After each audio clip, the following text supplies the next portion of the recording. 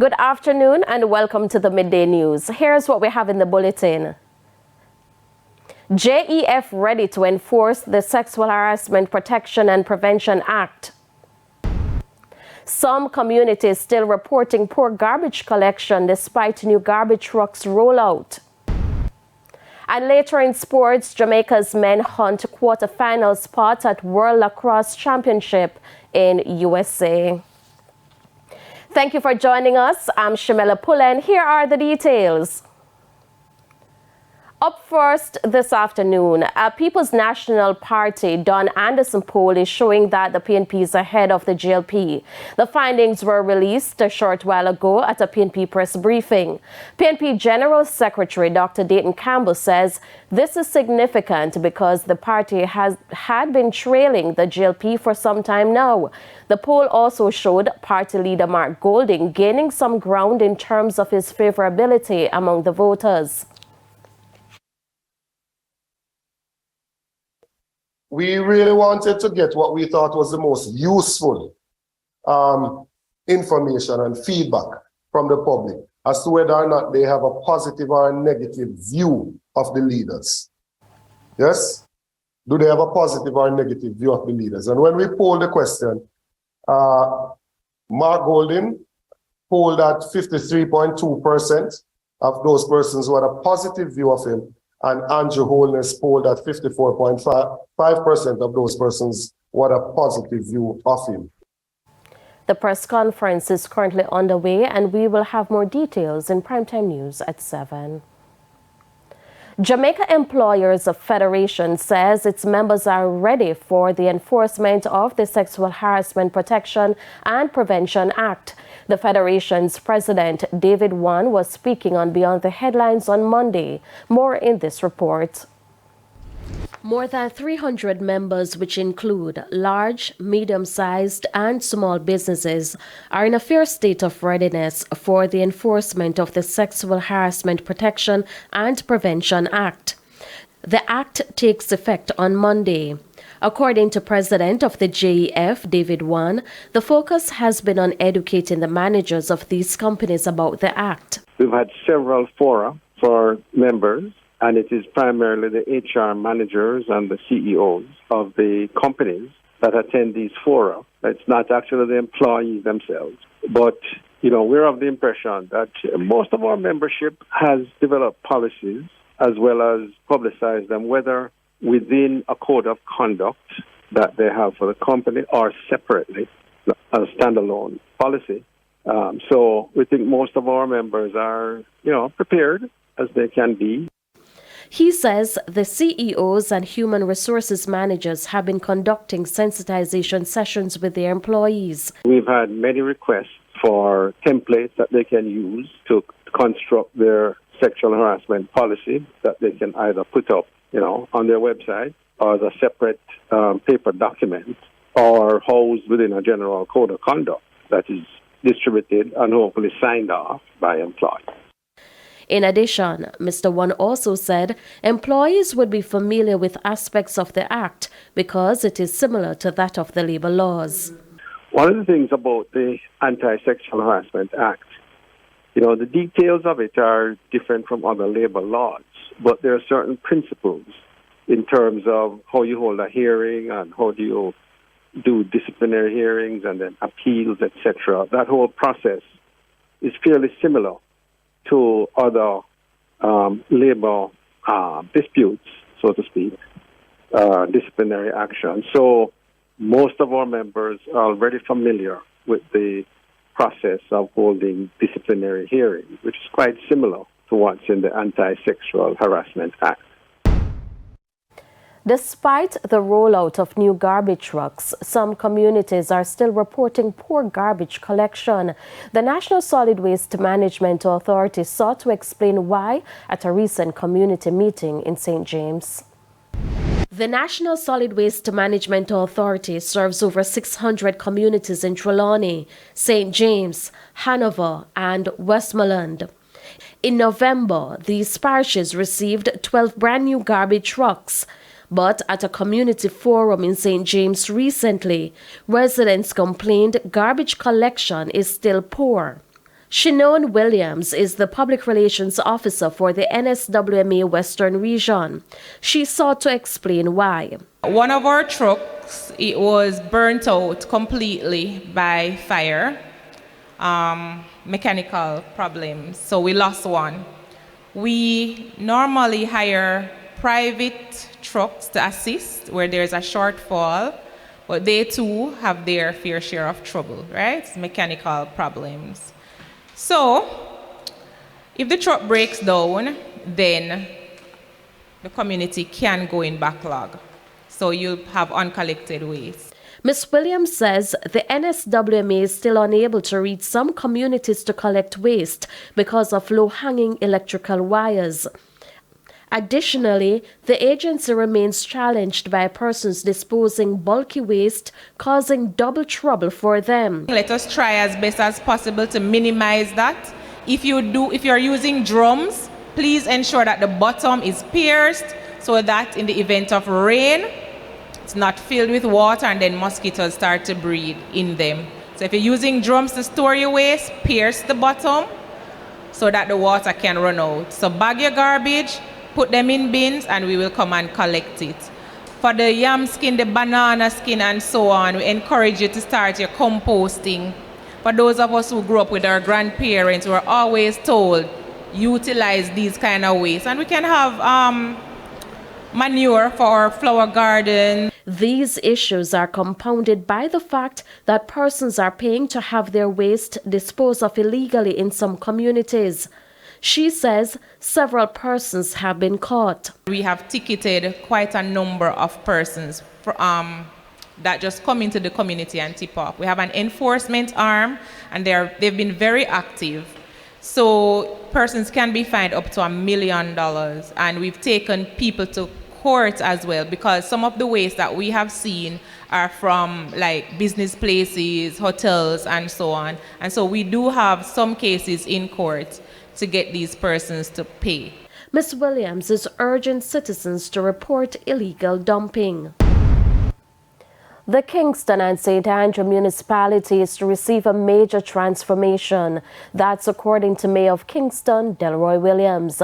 Mayor Williams was speaking at the commencement of major rehabilitation work in Kingston recently.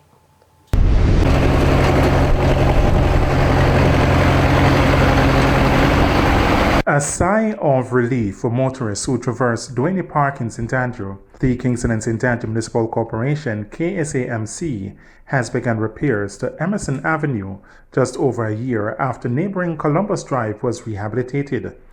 The roadwork forms part of efforts by the corporation to repair a minimum of 60 to 70 roadways this year in the parish's 40 divisions. Mayor of Kingston, Delroy Williams, revealed that concrete droplets from vehicles transporting the material to work sites in the area contributes to road damage. We have been in dialogue with the suppliers of concrete and with developers, and we have been working out a modus operandi, a practice that will be consistent with proper transportation of concrete to the various locations. So that is something that we have realized is an issue and is becoming a big issue. The mayor also expressed confidence in the sustainability of the rehabilitation work being done, noting that the roads which were recently repaired have so far been able to withstand heavy rainfall. There is a 6-month inspection, there's an 18-month inspection, and there's inspections that are scheduled for each road repair work that we have done. So far, the inspections that we have done so far, all the inspection reports that we have been seeing, the roadways that we have repaired are doing pretty well. And there was a case where we had a major storm here and high volume flood waters across the municipality. Our checks after that showed that the roads were holding. He added, the City Engineers Department has been committed to ensuring that the repair work done on our roadways, that those works are done properly and to a standard. And that is something that we in spite of the limited staff, that we have been committed to and working at. Hence the inspections that we do. As I've said, we have the scheduled inspections of roads that have been completed, and we go up to maybe 3 years after repairs, checking and seeing if the roadways are doing well. And so far, so good. O'Shane Masters, TVJ News. Custis of Westmoreland, Hartley Perrin, believes there are many benefits which will be derived when Jamaica becomes a republic. The details in this report. Recently, Canada's free travel was extended to nationals from 13 countries, Jamaica excluded. Custis of Westmoreland, Hartley Perrin has concern. We are part of the Commonwealth, and Canada is also part of the Commonwealth, not to mention Europe. But I cannot understand why it is that although we are members of the Commonwealth, we are treated like almost underdogs.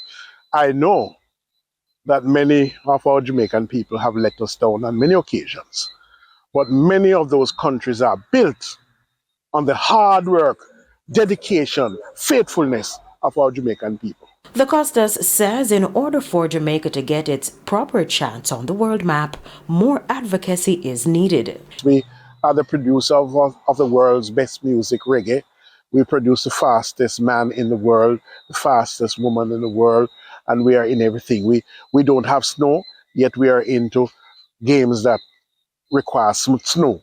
So Jamaica has had a place in the world that perhaps no other place in the world has had. We certainly punch beyond our weight. That is Jamaica. He believes Jamaica is suffering an identity crisis, and becoming a republic will fix that. I think that, if we can become a republic so that we may truly find our identity.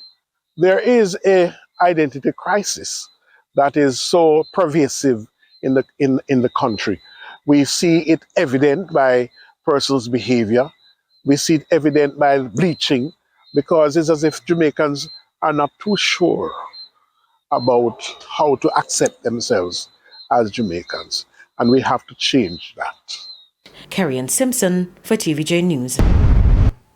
It's now time for the Business Minute. Jamaica's trade deficit continues to widen. For the first 2 months of the year, the country's negative balance of trade was $868 million. That represents the difference between the cost of imports and the earnings for goods sent overseas. For the same period in 2022, Jamaica's trade deficit was $846.5 million. For January and February, the country spent $1.2 billion on imports, while earnings from total exports were valued at $325.4 million. The spend on imports increased by 12.9% when compared with a similar period in 2022, mainly due to higher imports of raw materials, intermediate goods, fuels and lubricants, and consumer goods. Further afield, another round of job cuts for Wall Street. JP Morgan Chase is laying off about 40 investment banking positions in North America. CNN's news source described the adjustments as typical given the environment and noted JP Morgan is still hiring bankers in key areas. A spokesperson for JP Morgan declined to comment. Goldman Sachs is also in the process of letting go of about 125 managing directors around the world. Wall Street banks have been hurt by a slump in deal making caused by concerns about the economy and the Federal Reserve's interest rate hikes. And that's it for the Business Minute. I'm O'Shane Masters. Thank you, O'Shane. Time now for the top regional and international stories. In the region, the remnants of Tropical Storm Cindy continue to weaken as it moves north. However, forecasters say environmental conditions may see the storm redeveloping later in the week. According to the National Hurricane Center, the system is located more than 500 miles south-southeast of Bermuda. The system is producing disorganized thunderstorms and showers. On the international scene, according to Russia's defense ministry, preparations are underway for Wagner to hand over its heavy military hardware. this following Saturday's failed rebellion. In a speech on Monday, Vladimir Putin confirmed Wagner fighters can choose to join the Russian military, return to their families, or go to Belarus. The Russian president also confirmed Russian army pilots were killed in clashes with Wagner troops during the rebellion. Speaking on Monday, Wagner chief said his short-lived rebellion was a response to government plans to take direct control of the mercenary group. And Sandra Torres of the National Unity of Hope Party and Bernarda Arevalo of the Movimiento Semilla Party will go head-to-head in Guatemala's August runoff after no candidate could secure enough votes to win Sunday's first round of presidential elections. Torres came in first with 15.8% of vote, followed by Arevalo with just under 12%, according to the near-complete count early Monday. They both celebrated the results, promising to spare no effort in winning the second round. And those are the top regional and international stories. I'm Carrie Simpson. We head to a quick break. When we come back, we'll have your midday sports report with Jermaine Brown.